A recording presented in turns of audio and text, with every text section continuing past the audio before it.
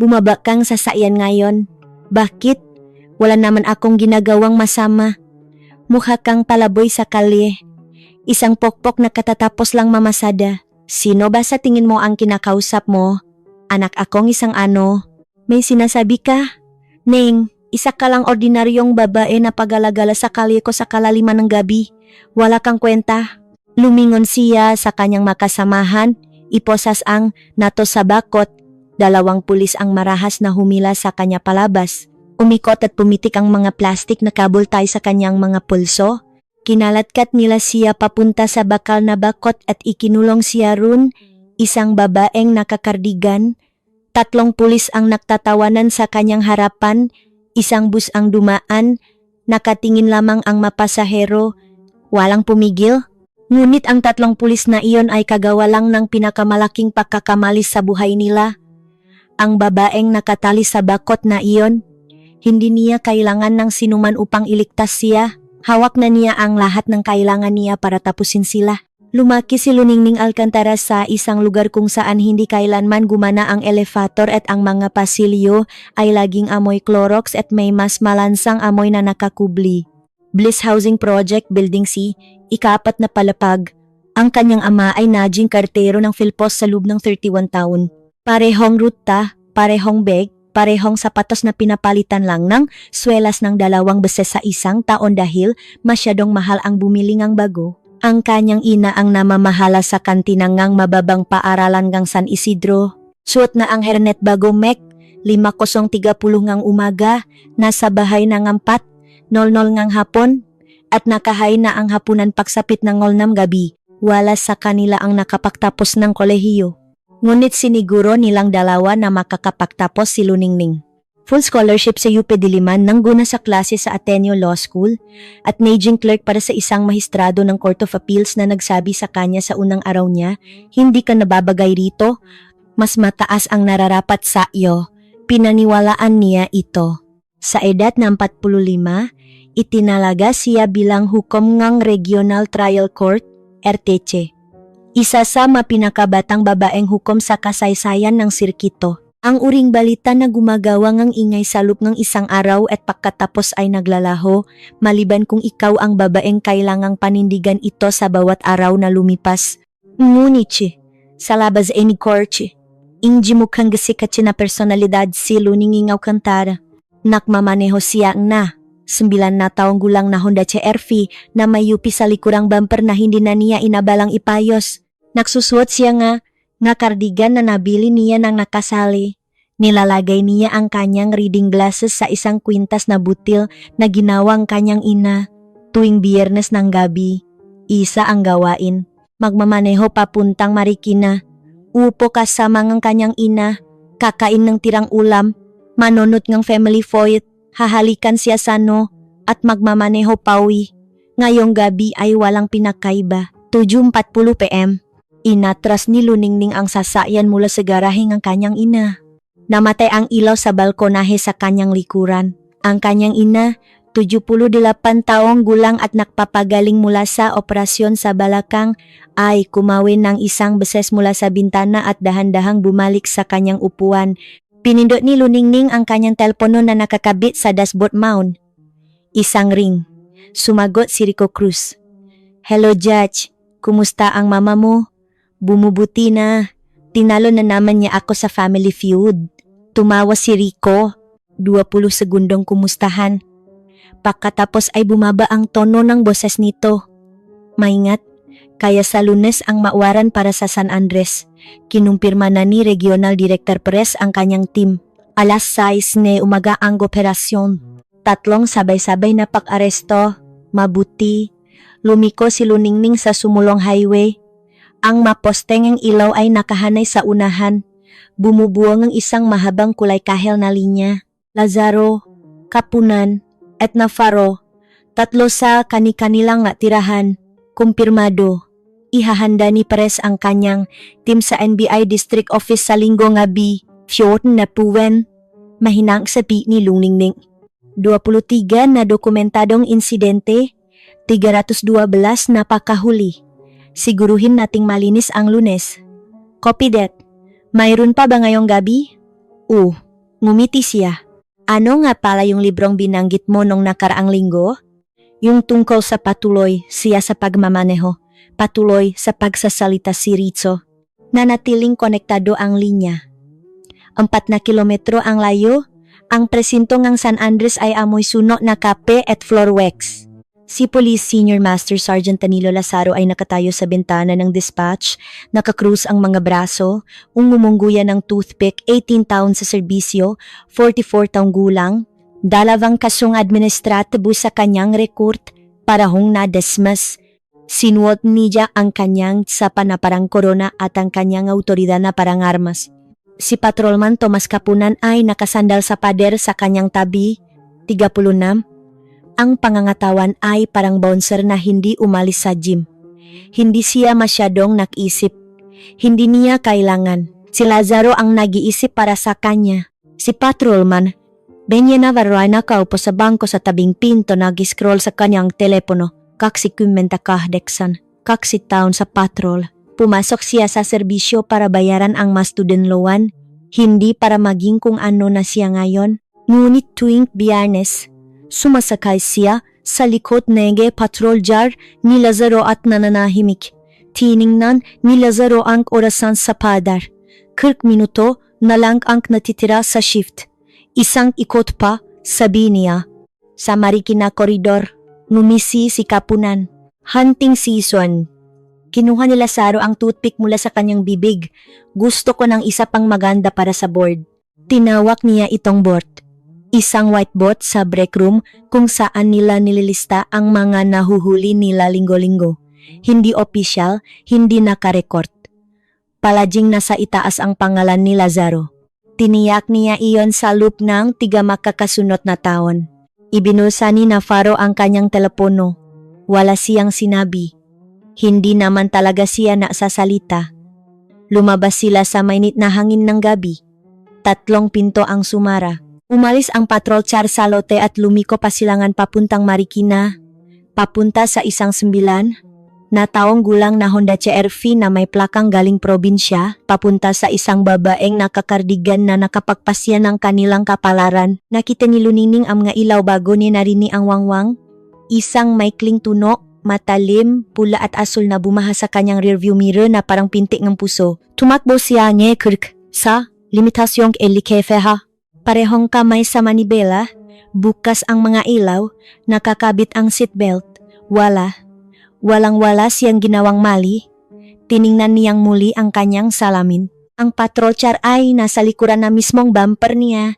Sapat ang lapit para ang light bar ay gawing parang isang nakakabulak na bangungot ang buong loop ng kanyang sasakyan. Rico, kalmadong sabi niya. Sandali, pinapahinto ako. Isang pahinto sa kabilang linya. Pagkatapos ay ang boses ni Rico, mababa at maingat. Nandito ako. Hindi ko ibababa. Hindi niya tinanong kung gusto nitong putulin ang tawag. Hindi na kailangan, isa siyang clerk of court. Alam niya kung gaano kahalaga ang isang recording. Nagsignal si Luningning pakanan, tumabi sa bangketa, maayos, kontrolado. Huminto siya sa tabi ng isang waiting set sa sumulong highway. Isang bakal na bakot sa isang tabi, isang poste ngang ilaw sa itaas, isang hilera ngang madidilim na bahay sa kabila ang kalsada. Nakabukas ang isang ilaw sa balkonahe. May nakaupo sa labas. Ininpark niya ang sasakyan, pinatay ang makina, inilagay ang parehong kamay sa ibabaw ng manibela kung saan makikita ang maito. Natutunan niya iyon sa kanyang ama nang siya ay 16. Pinapraktis siya nito sa garahe. Mga kamay sa manibela, sabi nito sa kanya, laging hayaan mong makita nila ang iyong mga kamay. Iyon ay 36 taon na ang nakalilipas, walang nakbago, mga yabak sa aspalto, 2 pares, isang palapit sa gilid ng driver, isang pumapaligid sa gilid ng pasahero. Lumitaw si Lazaro sa kanyang bintana. Bukas ang flashlight, nakatutok ng direkta sa kanyang mukha. Wala siyang makita sa likod ng ilaw, puro figura lang, isang tasapa, at ang amoy ngang murang min na toothpick. Hindi siya nakbigay ngang magandang gabi. Hindi niya sinabi kung bakit niya ito pinahinto. Basta na lang siyang tumitik. 5 buong segundo ngang katahimikan, Ang flashlight ay sumusuno sa kanyang mamata tulad ng isang lampara sa investigasyon. Pagkatapos ay lisensya, rehistro. Dalawang salita, walang paliwanag. Mari ko bang itanong kung bakit ako pinahinto, officer? Hindi pwede. Inikot niya ang flashlight, lisensya, rehistro. Hindi ko na ulitin. Dahan-dahang inabot ni Luningning ang glove compartment. Nagsalaysi siya sa bawat kilos katulad ng itinuro ng kanyang ama. Abutin ko ang aking glove compartment. Ang aking rehistro ay nasa loob. Inabot niya ang dokumento. Ang nakasulat sa kanyang lisensya ay Luningning de Alcantara. Walang titulo, walang indikasyon, pangalan lang, tirahan, at larawan ng isang babae na pwedeng maging kahit sino. Tiningnan ni Lazaro ang lisensya. Tiningnan siya, at tiningnan muli ang lisensya. Tirahan sa labas ng probinsya, binaliktad niya ito na parang may inaasahan siyang makitang nakasulat sa likod. Manatili ka rito, sabi niya. Hindi ito pakiusap, ito ay utos. Naglakad siya pabalik sa patrol jar. Nanatili si Kapunan sa bintana ng pasahero. Ipinapasada ang kanyang flashlight sa salamin. Inililipat ang ilaw sa likurang upuan na parang searchlight sa isang kulungan. 2 minuto ang lumipas. 3. Pumutok ang radyo sa loop ng patrol car. Nakaupo ng tahimik si Luningning, manggakamay sa manibela, manggamata sa unahan. Sa telepono, tahimik na humihinga si Rico, nakikinig. Bumalik si Lazaro. Mas mabagal siyang maglakat ngayon. Wala na ang toothpick. Mahigpit ang kanyang panga. Malinis ang record mo, sabi niya na parang inis na inis. Kung ganun, pwede na ba akong hindi putol nito sa kanya? Kumurap ang kalibang taillight mo nang pumrino ka. Hindi. Parang kumakana ng perpekto ang maka-taillight. Ang dashcam na nakakabit sa mismong patrol car ni Lazaro ay nire-record ang katotohanan ng iyon sa mismong sandaling ito. Ngunit hindi alam ni Luningning ang tungkol sa dashcam at hindi inisip ni Lazaro na mahalaga iyon. Bumabel kang sasakyan, ma'am. Officer, maayos ang taillight ko. Kaka-inspect lang ng sasakyan. Sabi ko, bumaba ka. Bumaba ng kalahating oktaba ang boses nito. Huwag mong hayaang sabihin ko pa ito sa ikatlong pagkakataon. Huminto si Luningning. Isang hininga, 2. Binuksan niya ang pinto. Humakbang sa bangketa. Mainita ang aspalto mula sa init ng maghapon. Nararamdaman niya ito sa pamamagitan ng kanyang sapatos na flats. Amoy bagong tabas na damo at gasolina ang hangin ng gabi. Nakatayo siya sa taas na 5'6", naka-cardigan, slacks, reading glasses sa isang kwintas. Mukha siyang pawi mula sa isang buklap dahil iyon mismo ang uri ng buhay na ginagalawan niya kapag hindi siya nakaupo sa korte. Tiningnan siya ni Lazaro mula ulo hanggang paa. Mabagal, sinadya, kung paano mo susuriin ang isang bagay na napagpasyahan mo ng walang halaga. Saan ka galing? Sa bahay ng ina ko. Dito nakatira ang ina mo. Oh... Sa Beechwood Lane, inikutan ni Kapunan ang CRV. Ipinasada niya ang flashlight sa mabintana. Upuan sa harap. Upuan sa likod. Floor mats. Inilapit niya ang kanyang mukha sa salamin at ibinalot ang kanyang kamay sa kanyang mamata. Magandang briefcase sa likod, sabi ni Kapunan sa ibabaw ng bubong. Anong laman niyan? Mga personal na dokumento, sabi ni Luningning. Ikiniling ni Lazaro ang kanyang ulo. Mapersonal na dokumento sa isang briefcase sa likurang upuan. Sinabi niya ito na parang may namin itong krimen. Anong klaseng mga personal na dokumento? Papeles sa trabaho? Anong klaseng trabaho? Legal na trabaho? Umikot ang labi ni Lazaro. Legal na trabaho? Sige. Tiningnan niya si Kapunan. May dumaan sa pagitan nila. Isang sulyap, isang desisyon, isang rutiyang ilang dosen ng beses na nilang ginawa. Buksan ang sasakyan, sabi ni Lazaro. Titiknan namin. Hindi ako pumapayak sa pakahalakuk. Malinaw ang pagkakasabi ni Luningning. Sukat. Ang uringang boses na nakpapatahimik sa mga korte. Hindi kumurap si Lazaro. Hindi ko hinihingi ang pahintulot mo. Kung ganon gusto ko itong malagay sa record, hindi ako pumapaya sa paghahaluhog na ito. Noted. Lumingon siya kay Kapunan. Suriin mo. Binuksan ni Kapunan ang pintong pasahero. Hindi siya naksuot ng guwantes. Inabot niya ang upuan, kinuha ang leather na briefcase. at hinila ito palabas, bumukas ang clasp. Tumilapon ang mga papeles sa upuan ng pasahero. Case summaries, docket schedules, isang Manila folder na may pulang selyo na sealed, Regional Trial Court.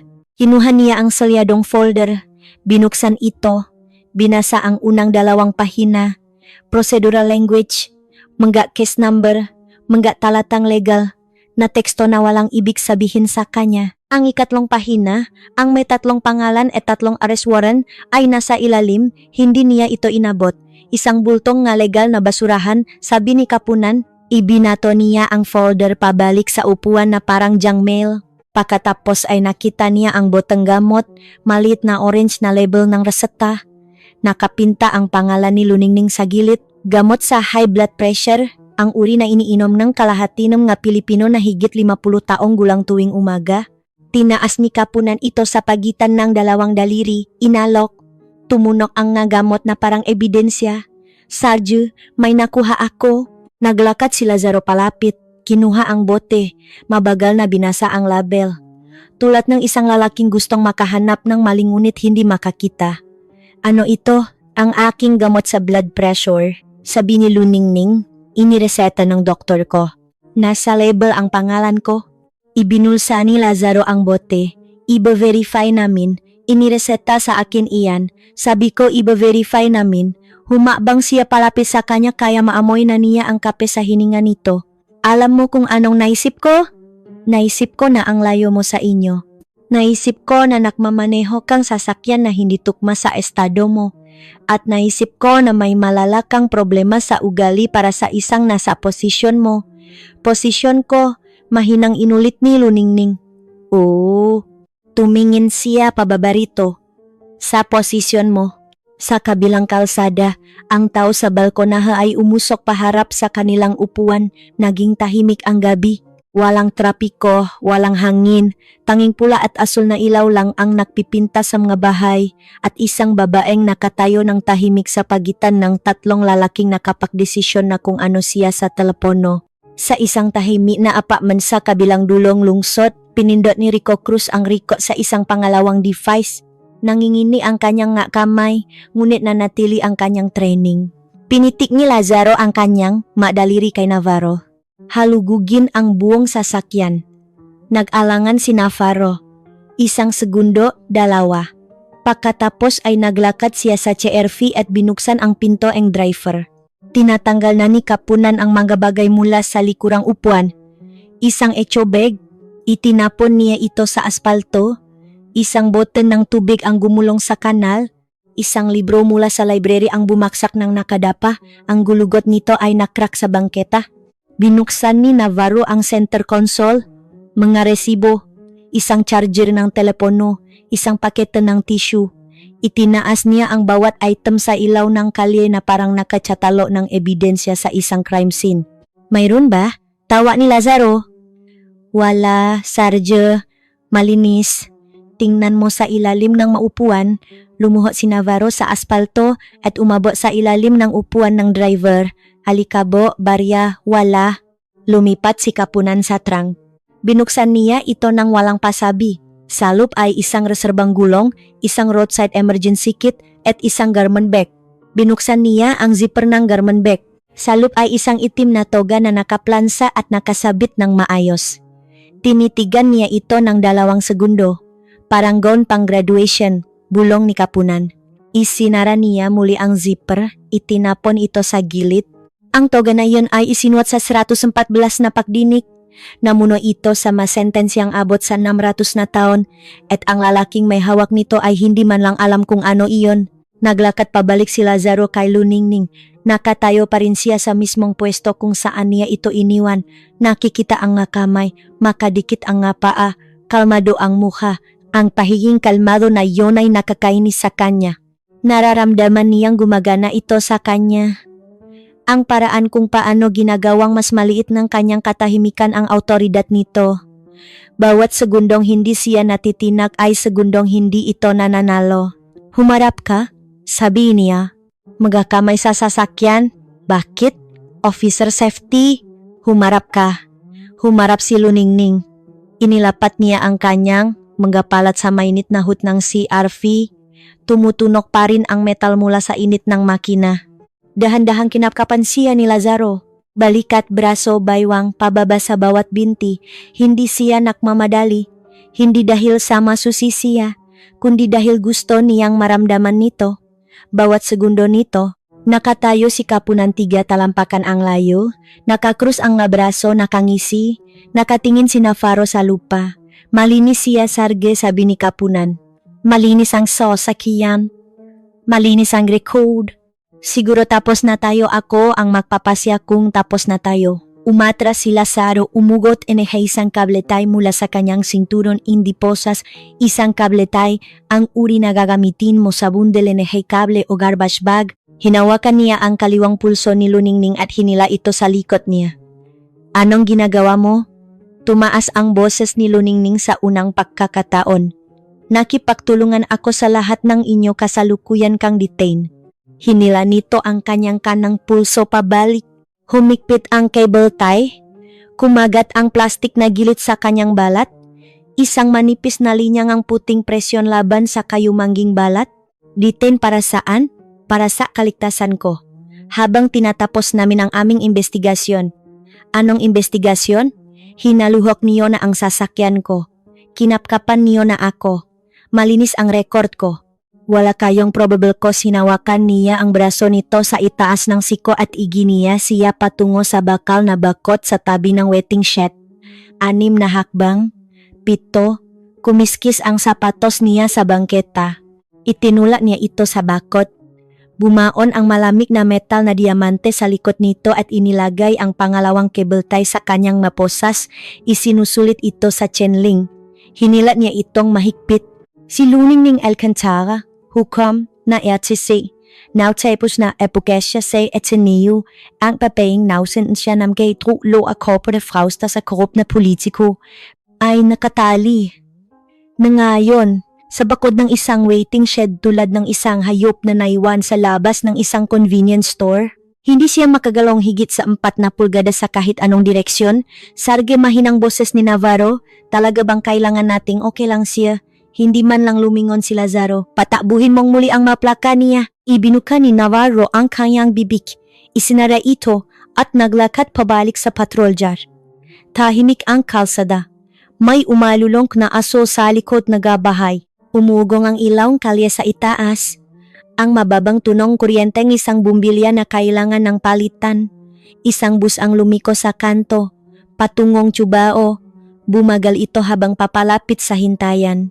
Pagkatapos ay nakita ng driver ang patrol car, ang mailaw, ang babae sa bakot. Hindi huminto ang bus. Dumaan ito sa bilis na 10 kilometro bawat oras. Mula sa mga bintana, 12 ng mukha ang lumingon, nanlaki ang mga mata, nakanganga, labas ang mga telepono, walang bumaba, patuloy sa pag-andar ang bus. Nawala ang mga taillight nito sa pagliko, at tumahimik na muli ang kalsada. Tumayo si Lazaro sa harap ni Luningning. Ipinatong niya ang isang kamay sa bakot sa itaas ng ulo nito at lumapit. Malapit. Masyadong malapit. Amoy nito ang kape at ang min at ang balat ng kanyang sinturon. Alam mo kung anong problema mo? Sabi niya. Kaswal. Parang nag-usap lang. Parang nagpapayo. Walang sinabi si Luningning. Ang problema mo? Palagi ninyong ginagawang mas mahirap ang mabagay kaysa sa nararapat. Makipagtulungan ka lang. Sabihin mong opo, sir. Hindi po, sir. Yumuko ka. Pero hindi. Kailangan may ugali ka. Kailangan mong umarte na parang may mataas kang posisyon. Umiling siya. At pagkatapos ay nagtataka kayo kung bakit nangyayari ito. Kung kayo sanang nga tao ay makikipagtulungan lang, sabi niya, hindi kailanman mangyayari ito. Sinabi niya ito tulad ng isang lalaking nagsasabi ng isang bagay na sinabi na niya ng 100 beses nun. Praktisado, comfortable, isang filosofiya na binuo niya sa kanyang buong karera. Tiningnan siya ni Luningning ng diretso sa kanyang mata. Hindi siya kumurap, hindi siya umiyak, hindi siya nagmakaawa. Tapos ka na ba? Sabi niya. Tinitigan siya ni Lazaro, may kumurap sa likod ng kanyang mata. Hindi konsensya, hindi pakdududa, pagkainis. Ang uringang, Inis na nararamdaman ng isang lalaki kapag ang bagay na sinusubukan niyang sirain ay ayaw masira. Umatras siya. Inilabas ang kanyang telepono. Iitaysan piso na mayroon niyang prior na nakalaktan natin. Tumawa si Kapunan. Sige, pustahan. Tiningnan nila ang pangalan nito ng isa pang beses. Malinis na naman ito. Walang mawaran, walang pag-aresto, walang mapaglabak, kahit tiket sa parking wala. Tinitigan ni Lazaro ang screen. Umikpit ang pangganija. Ibinulsa niya ang telepono ng walang salita. 200 talampakan ang layo sa kabilang kalsada. Huminto sa paggalaw sa kanyang upuan ang tao sa balkonahe. Hawak nila ang kanilang telepono, pahalang, nagre-record sila sa nakalipas na 5 minuto. Ang pulang ilaw sa screen ay kumukurap ng tuloy-tuloy sa dilim at sa isang tahimik na apartment ilang kilometro ang layo, nakaupo si Rico Cruz sa kanyang hapakainan kasama ang 2 telepono sa harap niya. Ang isa ay nakakonekta pa rin kay Luningning. Bawat salita, bawat tunok, bawat katahimikan ay nakunan sa isang tuloy-tuloy na audio file.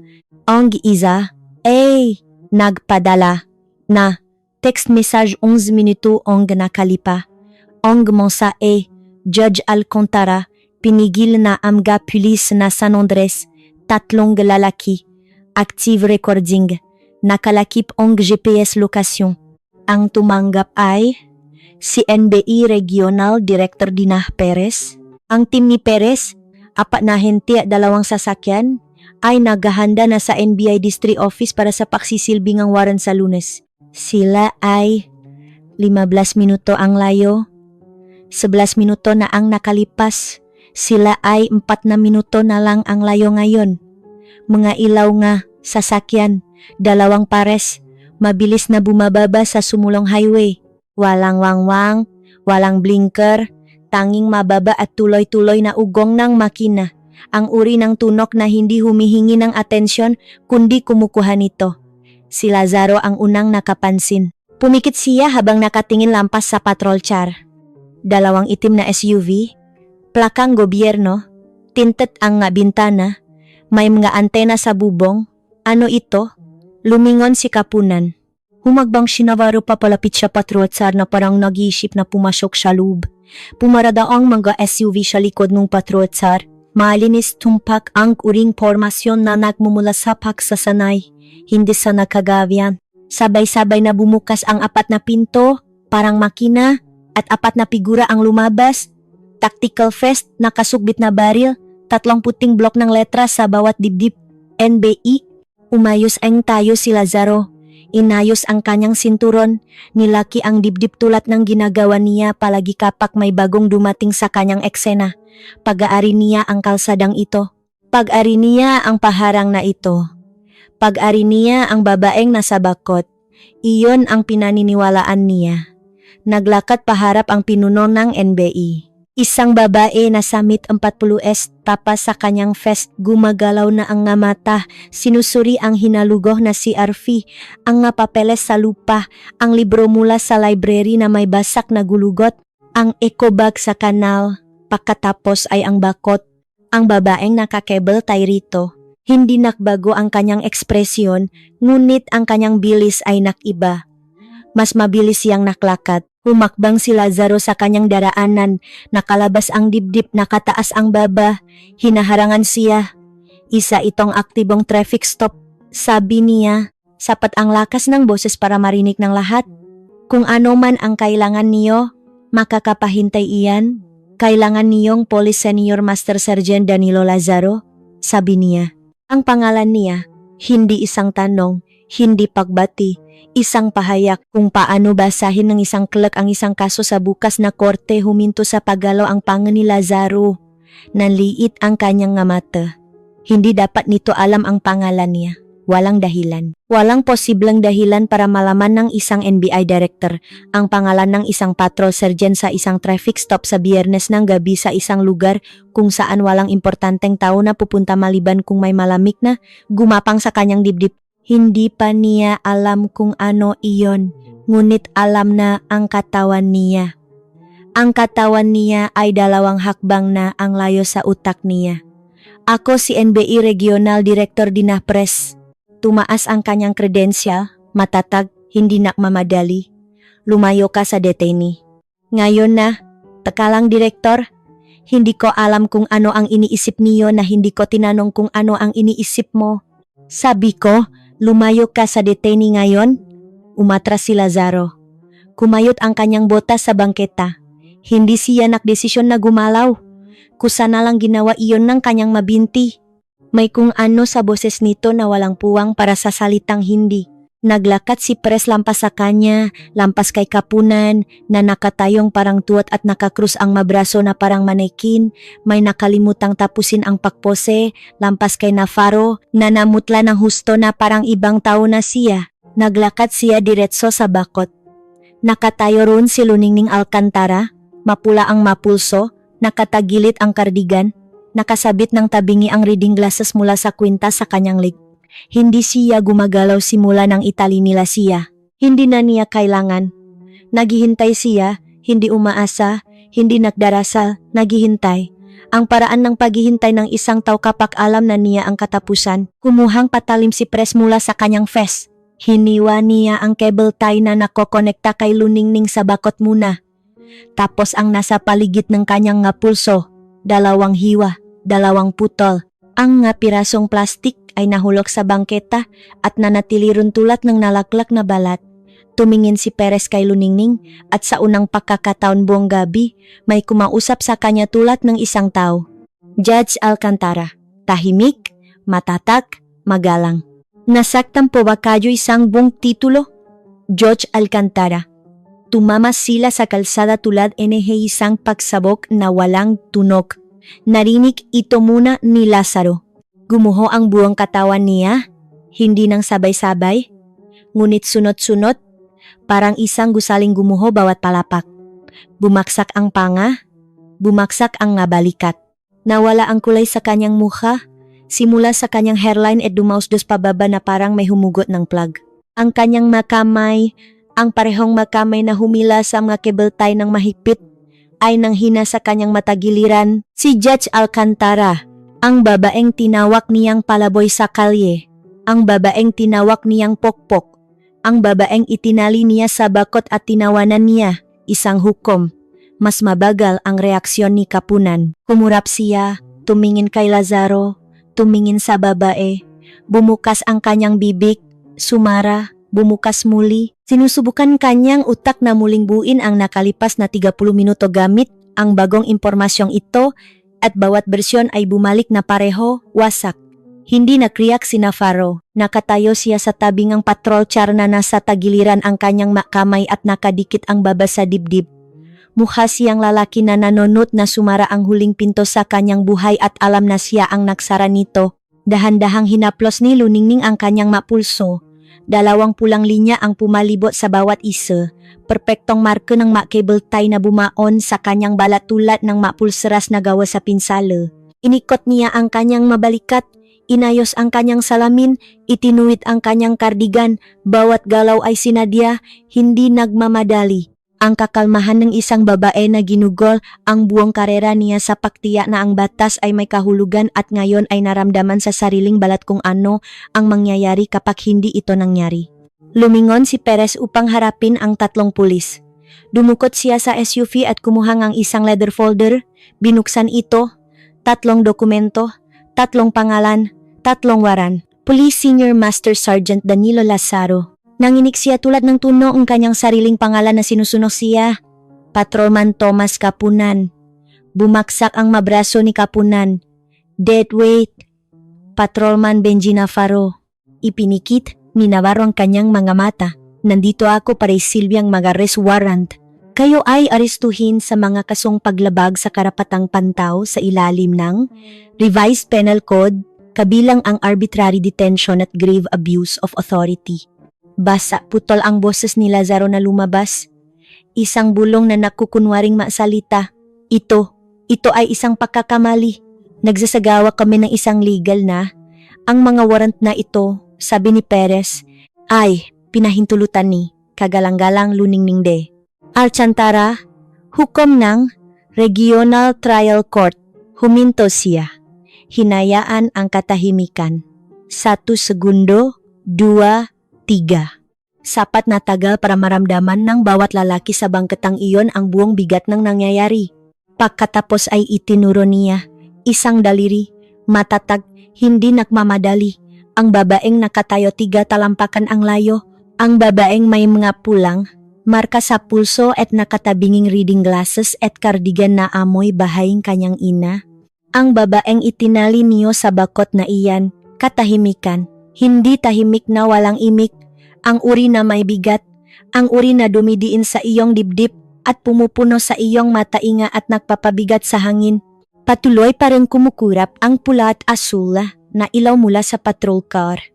Umuhong para ng mahailaw na kaya. Isang iskedyul ng bus ang pumapagaspas sa bakal na bakot sa simoy ng hangin na hindi naramdaman ng sinuman, walang gumagalaw. Ibinuka ni Lazaro ang kanyang bibi sa huling pagkakataon, gumalaw ang ngalabi niya. Walang tunok. Isang lalaking sinusubukang iriwin ang isang sandali na kasaysayan na ngayon. Tiningnan siya ni Luningning, hindi nang may galit, hindi nang may tagumpay, hindi nang may kasiyahan na ipapakita niya kung nakabaliktad ang maposisyon. Tiningnan niya ito sa paraang tiningnan niya ang daan-daang mga nasasakdal mula sa korte ng may matatag, hindi kumukurap na katiyakan ng isang tao na tinimbang ang bawat katotohanan, sinukat ang bawat aksyon, at nakitang kulang ang kabuuan. Nakaroon kang lahat ng pagkakataon para huminto, sabi niya. Tahimik, pinal, bawat pagkakataon. Tumalikot siya, naglakad papunta sa SUV ng NBI, sumakay, isinara ang pinto, mula sa bintana, nasalong ang pulang marka, sa kanyang pulso ang ilawng kalye sa huling pagkakataon, hindi nag-aksaya ng oras si Perez, makamay sa likod kayong tatlo. Nauna si Lazaro. Hinilang ang ahente sa kanyang likod ang kanyang mga pulso at inilapat ang mga posas, tunay na posas. Bakal, ang uri na tumutunok at naglalok at hindi nagmamalasakit kung sino ang nagsusuot nito. Umalingaw-ngaw ang tunok sa bakal na bakot tulad ng tuldok sa dulo ng isang pangungusap. 18 taon sa serbisyo, 2,000 na hinuli, isang pares ng posas, at sa unang pagkakataon sa kanyang karera, siya ang sinuotan nito. May karapatan kang manahimik, simulang ang ahente. Basa ang boses ni Lazaro sa kalagitnaan ng kanyang tugon. Naiintindihan ko, hindi na siya mukhang sergan. Mukha na siyang isang lalaki na nakatayo sa gitna ng kalsada, napagtantong guwang ang lupang tinatapakan niya sa buong oras na iyon, sumunod si Kapunan. Sinubukan niyang ipaliwanag ito tulad ng ginagawa niya sa lahat ng bagay. Isa itong hindi pagkakaunawaan. Hindi namin alam na isa siyang hukom. Routine traffic stop lang ito. Sinunod namin ang pamamaraan. Hindi tungkol sa kung sino siya ang makasong ito. Hindi, sabi ni Perez. Hindi niya itinaas ang kanyang boses. Hindi niya kailangan. Tungkol ito sa 14 na buwang petan kung sino ang inyong pinupuntirya. Bawat huli, bawat haluhok, bawat kasinungalingan na isinulat mo sa report, ngayong gabi ang naging huling pahinalang. Isinara ni Kapunan ang kanyang bibig, sumara ang posas. Hindi nanlaban si Navarro, hindi siya nagsalita.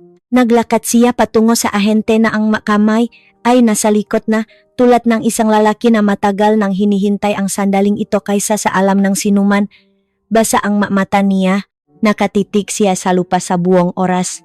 3 pulis, 3 pares ng posas, 3 lalaking nakatayo sa isang bangketakung saan nila itinali ang isang babae sa bakod 20 minuto na ang nakalipas. Ang kabalintunan ay hindi nangangailangan ng pagsasalaysay. Nanatili lang ito, mabigat, halata permanente. 20 minuto ang lumipas, mailaw ng sasakyan muli. Isang itim na sedan ngayon. Si Police Major Roberto Garcia, 56, ubaning nasa magikabilang gilid na Gaulo, 28 taon sa departamento, ay lumabas na nakakuyong ang gipanga. Dire-diretso siyang naglakad papunta kay Perez, tumayo ng masyadong malapit, nagsalita ng masyadong malakas. Mga pulis ko ang maiyan. Ano man ito, dadaan mo na ito sa opisina ko. Dumukot si Perez sa SUV, kumuha ng isang dokumento, makapal na may selyo ng gobyerno sa pabalat.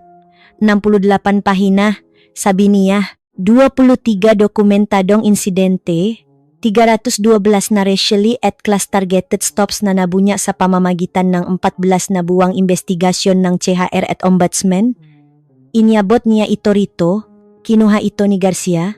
Tumingin ang mga mata niya sa table of contents pagkatapos ay huminto. Seksyon 12, sabi ni Perez, Supervisory Failures, nakalagay ang pangalan niyo medyo. 7 formal na reklamo ang inihain laban sa mga pulis na ito sa nakalipas na 3 taon. Bawat isa ay naisara. Walang aksyon, walang investigasyon, walang dokumentasyon. Humigpit ang hawa ni Garcia sa binding, kumunot ang papel sa kanyang pagkakahawa. Kailangan kong tawagan ang abogado ko, sabi niya. Mas makakabuti iyon, 2 ahente ng NBI ang lumapit sa patrol car. Binuksan ng isa ang pinto ng driver at maygat na inalis ang dashcam unit na kaguwantes na ayon sa batas. Nakarikot ang dashcam na iyon mula pa noong sandaling binuksan ni Lazaro ang kanyang mailaw. Nakuha nito ang paginto, ang paglapit. Parehong gumagana ng perpekto ang mga taillight ni Luningning. Kumikinang na pula, hindi kumukurap. Ang kumukurap na taillight na nagpasimula ng lahat ay hindi naman kailanman nangyari at ngayon ay may video na nagpapatunay. Ang recording ng telepono ni Rico Cruz ay nililipat na sa isang ebidensyang server ng gobyerno. Tuloy-tuloy na audio. 43 minuto nga bawat salita, bawat utos, bawat katahimikan, kasama ang 7 salita na ipa-play sa korte at hindi makakalimutan kung marunong lang kayong sumunod at nandun ang kapitbahay. Sa kabilang kalsada, bukas pa rin ang ilong balkonahe. Ang taong nakaupo sa labas ay bumalik sa loop ngang bahay 12 minuto na ang nakalipas. Ngunit ang kanilang telepono hawa ng pahalang nakaprop laban sa rehas para sa huling 9 na minutong kwentro ay nakakuha ng lahat mula sa sandaling itinali si Luningning sa bakot hanggang sa sandaling pinutol ng NBI ang mga tali. Ang footage na iyon ay na-upload na-share sa isang family group chat at ipinadala sa isang pinsan na nagtatrabaho sa isang lokal na istasyon ng balita. Pagsapit na hating gabi, nasa telebisyon na ito.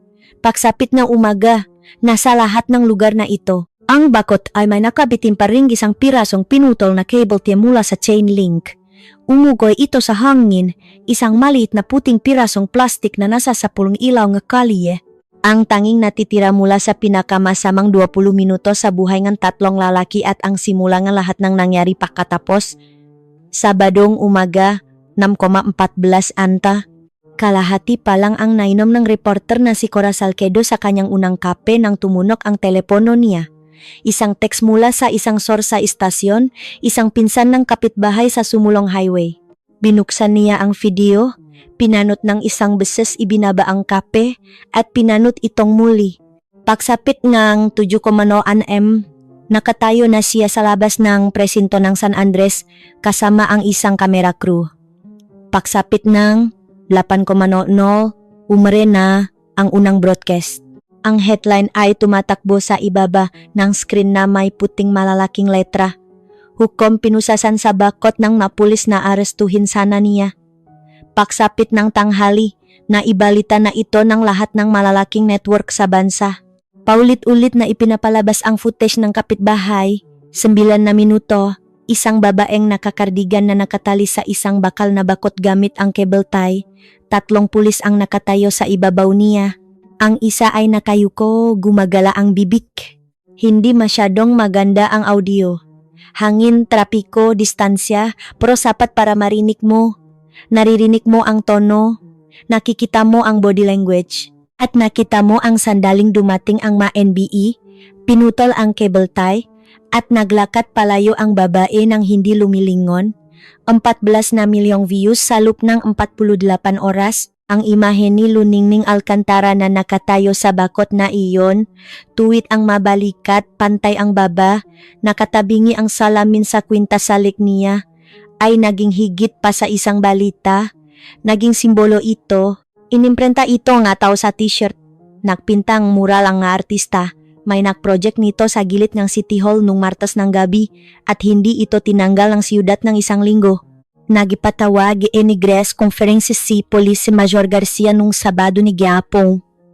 Tumagaw ito ni grama 4 na minuto. Tumayo siya sa likod ng podium na may logo ng departamento sa likuran niya at tinawag ang insidente bilang isang hindi magandang pagkakataon. Iyon ang pinakamasamang bagay na nasabi niya. Nagtrending ang pagkakataon sa social media sa loob ng isang oras, hindi dahil sumang-ayon ang matao, kundi dahil galit sila. Mga komentarista, legal analyst, mga lider ng karapatang pantao at mga mamamayan na hindi kailanman nagpost tungkol sa pamumulisa sa buhay nila ang nagsabi ng isang bagay. Hindi ito pagkakataon.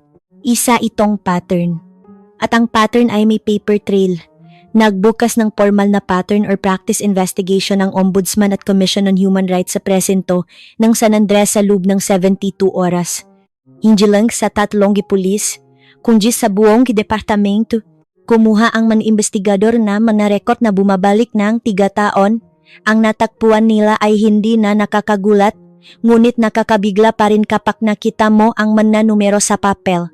312 traffic stop sa Marikina Corridor sa loob ng 14 na buwan. 89% ay kinasangkutan ng nga mahihirap na driver o mga nakamotor na mukhang walang laban. Ang bilangang paniniket ay 4 na beses na mas mataas kaysa sa average ng lungsod. Ang mga insidente na pakamat na ra sa koridor ay 6 na beses na mas mataas kaysa sa alanmang ibang patrol zona. At ang mareklamo, 31 formal na reklamo na inihain laban kina Lazaro, Kapunan at Nafaro ng individual at sama-sama salop ng 3 taon. Bawat isa ay nazaray na opisina ni Major Garcia. Walang ginawang interview, walang nirepasong footage na body camera, walang ginawang aksyong pandisiplina, dismissal rat 100%. Tripuan pakatsepas sa korte, ipang lungsod, ipang hukom. Nakaupo si Luningning Alcantara sa ikatlong hilera ng gallery, hindi sa likod ng bench, kundi sa mga manunod. Nag-recuse siya mula sa kanyang posisyon para sa kasong ito kinabukasan pagkatapos ang insidente. Saksi na siya ngayon, hindi isang hukom. Suot niya ang parehong kardigan. Kinatawan ni ati. Gahdoy mozo ang tatlong pulis. Siya ay mahal, batikan, at naubusan ng opsyon bago pa matapos ang opening statements. Simple lang ang depensa niya. Hindi nila alam na siya ay isang hukom. Isa itong kaso ng maling pagkakakilanlan at maling desisyon, hindi isang kriminal na gawain. Tumayo ang lead prosecutor, isang abogadong mula sa gobyerno na nangangalang Clara Bernardo. Siya ay kalmado, matatag. Tiningnan niya ang mahurado sa paraang pagtingin ng isang guro sa isang klase bago ibigay ang pinakamahalagang aralin. Tama ang depensa tungkol sa isang bagay. Sabi niya, hindi nila alam na isa siyang hukom. Huminto siya. Iyon mismo ang punto. Natahimik ang korte. Hindi nila alam na siya ay isang hukom. Kaya tinrato nila siya kung paano nila tinatrato ang bawat ordinaryong tao na pinapahinto nila. Nang may panghahamak, nang may kasinungalingan, nang may dahas. Ang tanging dahilan kung bakit tayo narito ngayon ay hindi dahil may ginawa silang kakaiba noong gabing iyon. Dahil ito sa unang pagkakataon, ginawa nila ito sa isang taong may kapangyarihang papanagutin sila. Hinayaan niya itong tumimo. Pagkatapos ay pinindot niya ang play. Lumabas ang footage ng dashcam sa mga monitor ng korte. Ang CRV ni Luningning, parehong kumikinang na pula ang taillight, perpektong gumagana, walang kurap. Ang gawa-gawang probable cause, ang buong pundasyon ng paginto, na ibunyak sa 12 segundong ang video. Pagkatapos ay ang audio recording ni Rico Cruz, 43 minuto. Narinig ng buong korte ang lahat. Ang tono, ang pang-iinsulto, ang pagtangging magpaliwanag, ang pahahaluhok sa kabila ng tahasang pagtutol, ang cable tie, ang bakot, at pagkatapos ay ang masalita. Kung marunong lang kayong sumunod. Pinunong boses ni Lazaro ang korte. Caswell, practicado compatible. Isang lalaking nagsasabing ang isang bagay na sinabi na niya na napakaraming beses kaya hindi na ito nakarehistro bilang mali.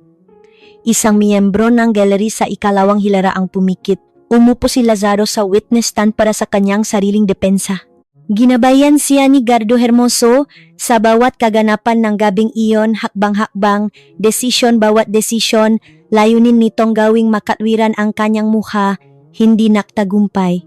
Sa cross-examination, naktanong si Clara Bernardo ng tatlong katanungan. Bakit mo pinahinto ang sasakyan? Hindi makasagot si Lazaro. Gumagana ang taillight. Bakit mo hinalugog ang sasakyan?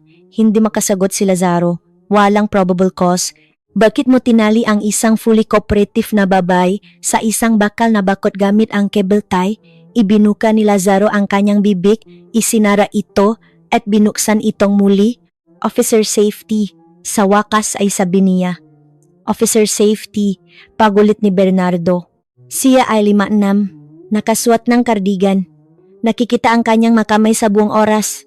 Hindi niya kailanman itinaas ang kanyang boses hanggang sa tawagin mo siyang. At kinokopya ko mula sa audio. Isang pokpok na katatapos lang mamasada. Tinitigan ni Lazaro ang mesa. Hindi siya sumagot, hindi niya kailangan. Sumagot na ang audio para sa kanya. Nadelibera ang hukuman ng 4 na oras. Guilty. Sa lahat ng bilang, sa lahat ng 3 nasasakdal. Ang sentensya ay dumating 6 na linggo makalipas. Si Police Senior Master Sergeant Danilo Lazaro optaon sa bilibid, panggabambuhay na ban sa pagpupulis. Tinawag ng hukom ang kanyang gawan bilang isang kalkuladong pattern ng pang-abuso na ginawa sa ilalim ng proteksyon ng isang sapa. Si Patrolman Tomas Kapunan, 6 taon sa bilibid, panghabambuhay na ban. Napansin ng hukom ang kanyang sabik na partisipasyon at kumpletong kawalan ng konsensya. Si Patrolman Benji Navarro, 3 taon sa bilibid, ang kanyang sentensya ay ibinaba. Siya ay nakipagtulungan ng boss sa investigasyon. Nagbigay ang testimonya tungkol sa hindi opisyal na quota system ng presinto at nagdetalye nga direktang utos ni Lazaro na puntiryahin ang mga mahihirap na driver sa Marikina Corridor. Si Police Major Roberto Garcia sa pilitang nagbitiw, sinampahan ng hiwalay na kaso dahil sa obstruction at supervisory negligence, nahaharap sa 2 hanggang 4 na taon. Ang pamahalaang lungsod ay sumailalim sa utos mula sa Korte Suprema. Ang uringang kasunduan na nangahulugang binabantayan na ngayon ng korte ang lahat ng ginagawa nila. Sa pilitang paggamit ng body camera, isang independenteng civilian oversight board, isang kumpletong pagbabawal sa pretextual traffic stops, at quarterly na pag-audit sa lahat ng aktibidad.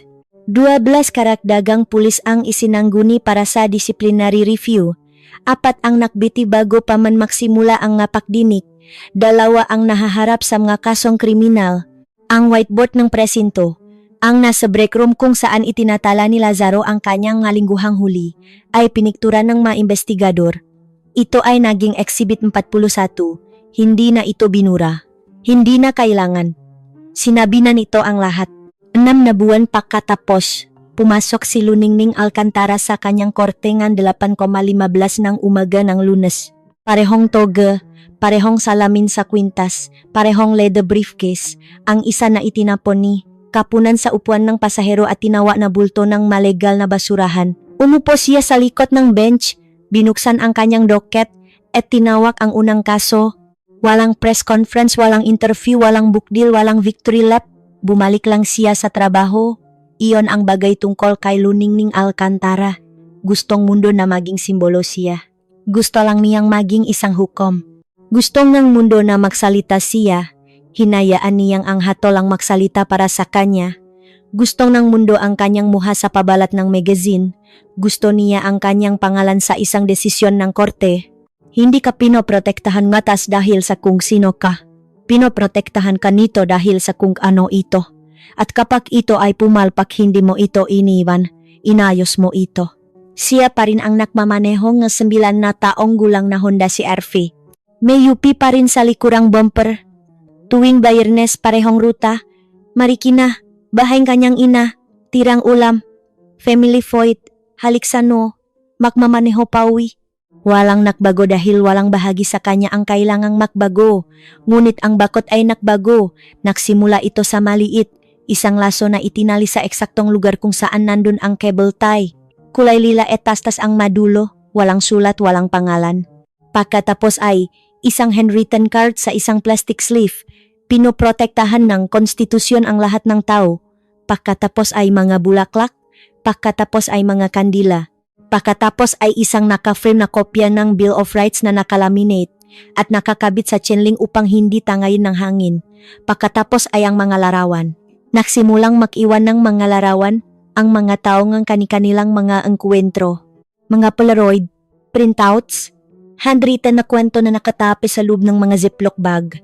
Isang lalaki na pinahinto ng 11 beses sa loob ng isang taon sa parehong kalsada. Isang teenager na pinusasan habang papunta sa prom. Isang 70 taong gulang na veterano na pinababa sa kanyang sasakyan habang tinututukan ng baril 2 kanto mula sa sarili niyang bahay. Ang bakot ay naging isang pader ng testimonya, isang alaala para sa mga nabubuhay.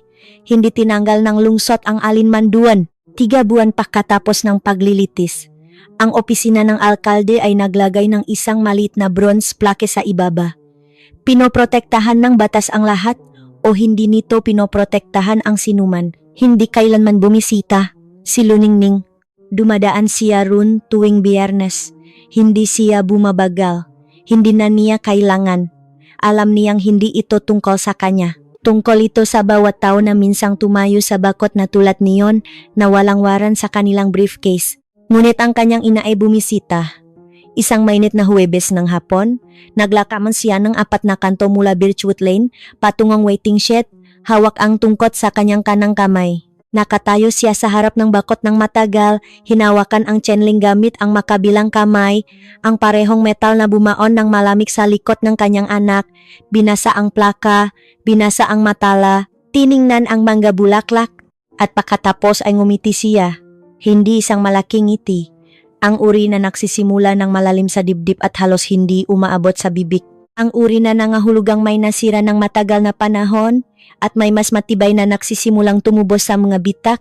Dumating ang bus papuntang Cubao. Ang parehong ruta na dumaan sa kanyang anak noong gabing iyon, huminto ang bus sa pagkakataong ito. Binuksan ng driver ang mapinto at nahintay. Kumawis siya rito na umuna na. Hindi siya pupunta saan man. Naglakat siya pawi bago mahapunan. 8 buwan pagkatapos ng sentensya, ibinigay ni Bryce Navarro ang kanyang unang pampublikong panayam. Orange na jumpsuit, nakatiklop ang makamay sa isang metal na mesa, mamata na tumanda ng 10 taon sa loob ng 8 buwan. Alam mo bang mali iyon? Bawat oras, sabi niya. Alam kong mali ito sa bawat oras. Ang unang huli, ang pang-10 beses, ang pang-100 beses. Alam ko nung tinali namin ang babaeng iyon sa bakot, nakatayo lang ako ron. Pwede akong magsabi ng isang pangungusap. Tama na ito. Tapos na tayo. At marahil hindi ako nakaupo rito. Tumingin siya ng direkta sa kamera. Hindi ko lang naisip na may mangyayari. Ilang salita. Ang pinakamatapat na pangungusap na nasabi ng sinuman sa kanilang tatlo. At ang pinakamasakit, hindi dahil isa itong pag-amin, kundi dahil itinuro ang sistema sa kanya na ligtas ang manahimik, na walang nakatingin, laging may nakatingin. Ang kaso ni Luningning ay binanggit sa 3 sumunod na desisyon ng Korte Suprema ukol sa karapatang pantao. Idinagda ng UP College of Law ang utos sa presinto ng San Andres sa kanilang kurikulum. Pinangalanan ng Ateneo University ang kanilang bagong Public Interest Fellowship sa kanyang karangalan. 2 beses siyang tumanggi bago sinabihan ng kanyang ina na tumigil sa pagiging matigas ang ulo. Si Rico Cruz ay naging partner sa isang civil rights law firm pagkaraan ng 2 taon. Itinatago pa rin niya ang telepono mula nung gabing iyon sa drawer ng kanyang desk. Hindi niya binura ang recording. Hindi kailanman. Kaya, ito ang gusto kong malaman. Kung nakatayo ka sa bakot na iyon, hindi bilang isang hukom, hindi bilang isang taong may waran sa iyong briefcase, kundi bilang iyong sarili lang. Ano ang gusto mong gawin ng tao sa balkonaheng iyon? Gusto mo bang mag-record sila lumapit o maupo lang doon tulad ng bus na puno ng mga pasaherong nakaupo at nanonood? I drop ang sagot ninyo sa comments. Binabasa ko ang bawat isa. Kung ang kwentong ito ay nagparamdam sa iyo ng isang bagay na hindi nawala nang matapos ang video, ay share ito. Ipadala ito sa isang taong naging nasa bakot na iyon, sa isang taong naging nasa balkonaheng iyon, sa isang taong naging nasa bus na iyon. I like, mag-subscribe, I hit ang bell, dahil ang makwentong tulad nito ay hindi ikinukuwento ng kusa. At ang hustisya ay hindi isang regalo, ito ay ipinaglalaban at minsan dumarating ito sa isang waiting shed sa Biyernes ne Gabi, nakatali sa isang bakal na bakot at nakihintay.